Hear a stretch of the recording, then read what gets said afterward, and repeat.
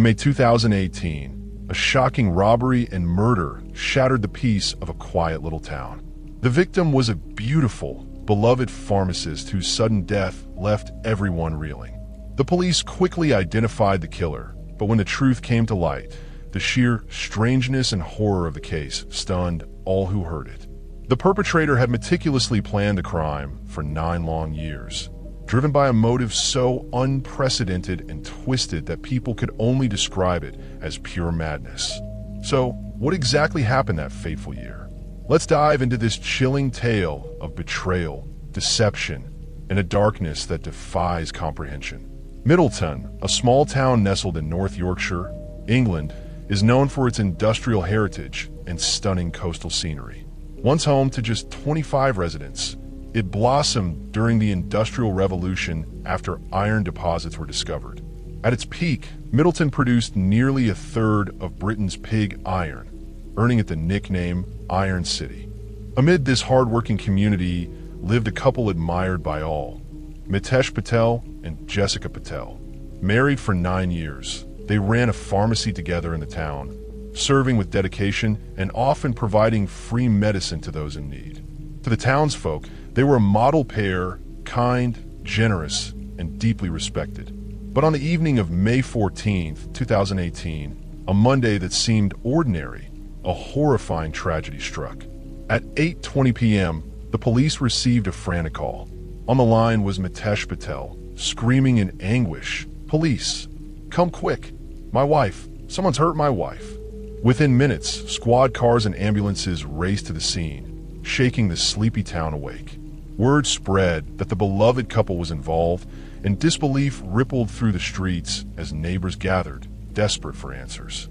According to Mitesh, Jessica had been busy at the pharmacy until late. Too tired to cook, she stayed home to rest while he returned to the shop to grab his laptop, then drove to Romano's restaurant to pick up dinner.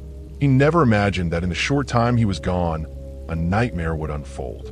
Despite the rapid response from medics, Jessica, only 34 years old, was beyond saving.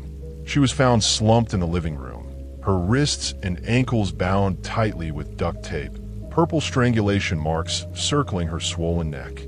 Nearby lay a Tesco shopping bag, later identified as the murder weapon. Forensic analysis revealed an abnormally high level of insulin in her system, along with a fractured hyoid bone and thyroid cartilage. Clear signs she'd been strangled to death. The house was in chaos, clothes strewn everywhere, drawers ransacked from the living room to the upstairs bedroom. Bruises on Jessica's body showed she'd fought fiercely for her life. Outside, her phone was found discarded in the grass, likely tossed by the fleeing killer. At first glance, it looked like a robbery gone wrong. But as police dug deeper, odd details emerged, suggesting the killer wasn't a stranger. The crime was too precise, executed in under 30 minutes, with a hard drive from the home's security system missing. The culprit seemed to know the couple's routines and the layout of their home intimately, possibly even lying in wait for the perfect moment. This pointed to one chilling conclusion. The murderer was someone Jessica knew.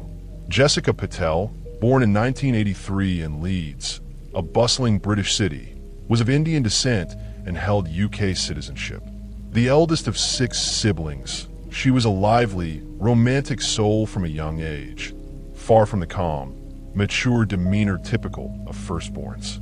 She adored playing with her younger sister, Darsha, who was just 18 months her junior, and dreamed of a love story straight out of a romance novel. A self-proclaimed hopeless romantic, Jessica wept over tragic tales like Romeo and Juliet and longed for a passionate, legendary love of her own. Yet, surprisingly, she didn't date anyone until university. Beyond her dreamy nature, Jessica was compassionate and driven. She'd always wanted to become a pharmacist to help others, a dream she pursued with determination. In 2000, she enrolled in pharmacy school at the University of Bradford, later advancing her studies at the University of Manchester. It was there, in 2006, that she met Mitesh Patel, her Prince Charming. Also of Indian descent and unrelated despite sharing the Patel surname, Mitesh was handsome, brilliant, and shared her passion for pharmacy. Their shared culture, faith, and ambition sparked an instant connection that soon blossomed into love. Mitesh, dubbed a love expert by friends, showered Jessica with affection, gifting her teddy bears, picking her up from class rain or shine, and making her feel like the luckiest woman alive. To Jessica, he was the perfect man she'd always envisioned. In 2009, under pressure from his devout Hindu family to settle down, Mitesh proposed. Jessica, deeply in love and eager to build a life with him, said yes without hesitation. Their lavish Indian wedding that July, attended by over 500 guests, was a spectacle of joy and tradition. Clad in stunning attire, the couple radiated happiness, convincing everyone their marriage would be a lasting triumph. Soon after, they settled in Middleton, buying a spacious home and a pharmacy on Roman Road. Their business thrived thanks to their expertise and warm service, earning them the town's admiration.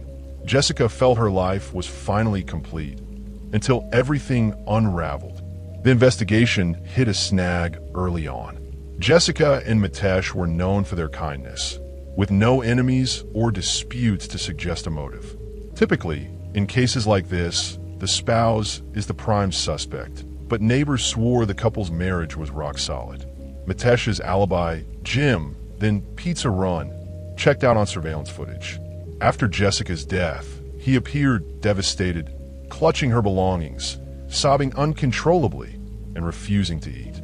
His grief moved even Jessica's family, especially Darsha, who vowed to support him. With no clear leads and a killer who left no trace, the case stalled until a second, meticulous search of the house changed everything.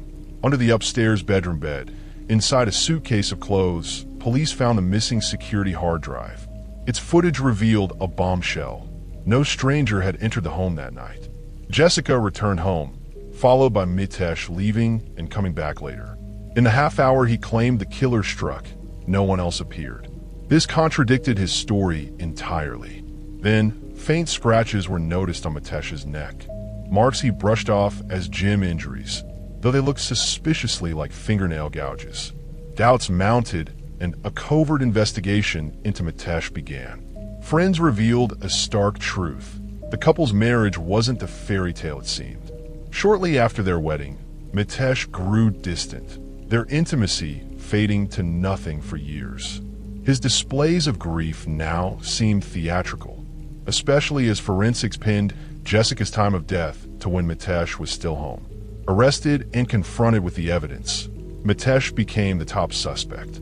Jessica's family was shattered, unable to fathom the betrayal, but the facts were undeniable.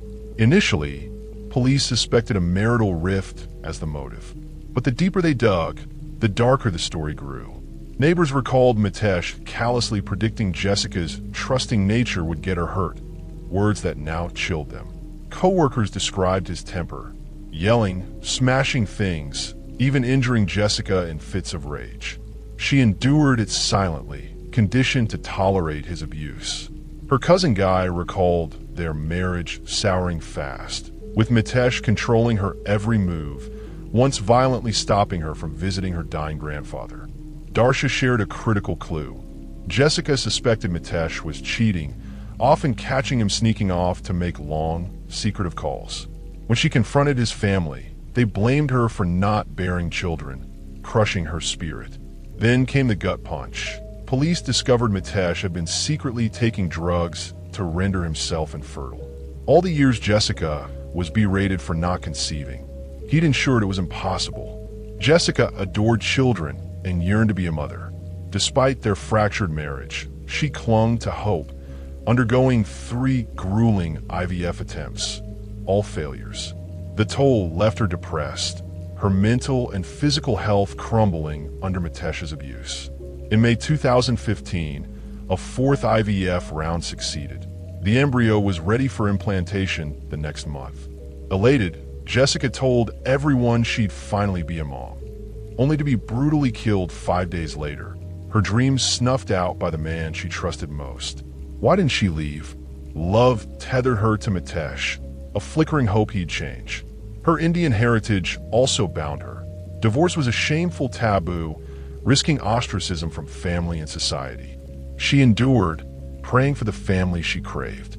But why did Mitesh, who'd pursued her so ardently, turn so cruel? The answer emerged from his devices. He was gay. Raised in a strict Hindu family, he couldn't come out, so he married Jessica as a perfect cover. For 9 years, he hid his affairs with men, even bringing lovers home when she was away. In 2010, he met Amit, a doctor, and fell hard, calling him his true soulmate. By 2016, with Amit in Australia, Mitesh plotted a new life there, complete with a child via surrogacy. Jessica's IVF wasn't for their family. It was for his with Amit. When the embryo succeeded, Jessica became expendable, a hurdle to his escape. 5 days later, he killed her, planning to claim £2 million in life insurance and flee with the embryo. He'd researched insulin overdoses and strangulation techniques for years, staging the robbery to cover his tracks. Evidence piled up: insulin syringes in his bag, his DNA under Jessica's nails from her desperate struggle, his prints on the Tesco bag, and duct tape. Health app data showed him moving frantically post-murder, hiding the hard drive, not calling police as he'd claimed. In December 2018, Mitesh faced trial. Prosecutors laid out the damning case: camera footage, DNA, witness accounts, and chilling text to Amit, including cold post-murder messages. He denied it all, showing no remorse. After 12 days, the jury convicted him in 3 hours, sentenced to life with a 30-year minimum. The judge condemned his ruthless, calculated act, noting Jessica's simple wish for love and family, stolen by a husband who used her as a prop. Labeled an honor killing, Mitesh's crimes stemmed from his warped need to preserve his image in a conservative family unable to accept his sexuality. Online, outrage flared, not just at him, but at Jessica's family and doctors for ignoring her abuse and mental decline. Her tragedy exposed the brutal intersection of cultural pressures, gender oppression, and personal deceit.